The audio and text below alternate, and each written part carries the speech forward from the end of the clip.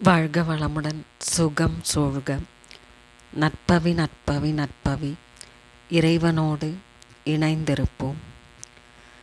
பௌர்ணமி நாளில் ஸ்ரீ சத்யநாராயண விரதம் அனுஷ்டிப்பதால் ஏழ்மை நீங்கி செல்வம் பெருகும், பயம் நீங்கி மன அமைதி பெறும், பக்தர்கள் விரும்பிய கோரிக்கைகள் நிறைவேறும், புத்திர பாக்கியம் கிடைக்கும் என்று ஸ்காந்த புராணம் கூறுகிறது.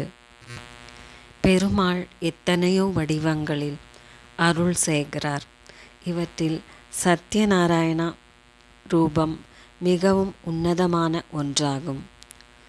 பொதுவாக அனைத்து விரதங்களும் வேண்டுதல் வைத்து விரதமிருந்து வழிபட்டால்தான் கோரிக்கையை நிறைவேற்றக்கூடியவை.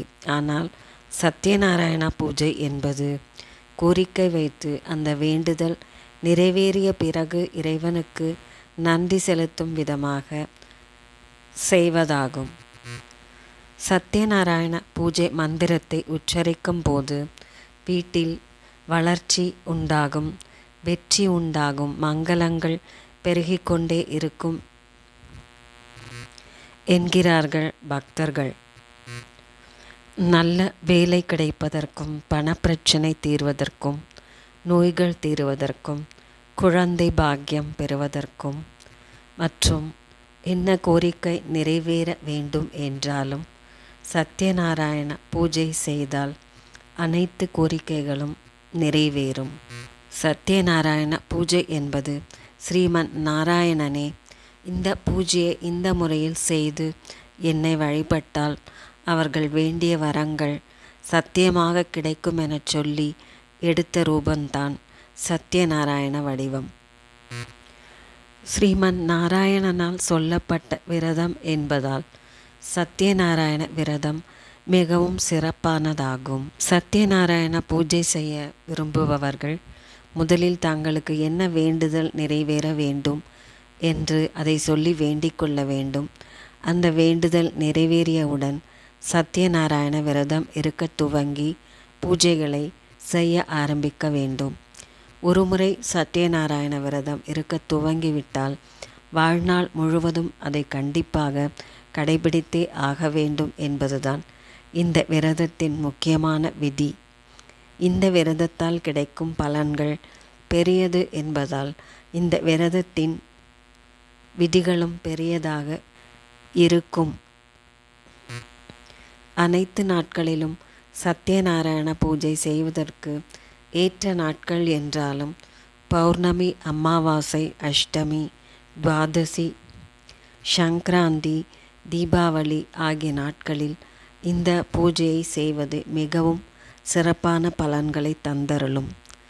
கிழமைகளில் ஞாயிறு, திங்கள், வெள்ளி மற்றும் சனிக்கிழமைகளில் ஸ்ரீ சத்யநாராயண விரதம் மேற்கொள்ளலாம். இது தவிர புரட்டாசி மாதத்தில் வரும் அனைத்து சனிக்கிழமைகளிலும் சத்யநாராயண பூஜையை செய்வது சிறப்பிலும் சிறப்பு. சத்யநாராயண பூஜையை சந்திர உதயத்திற்கு பிறகே செய்ய வேண்டும் என்பதால் மாலை 7 மணிக்கு மேல் இந்த பூஜையை துவங்குவது நல்லது.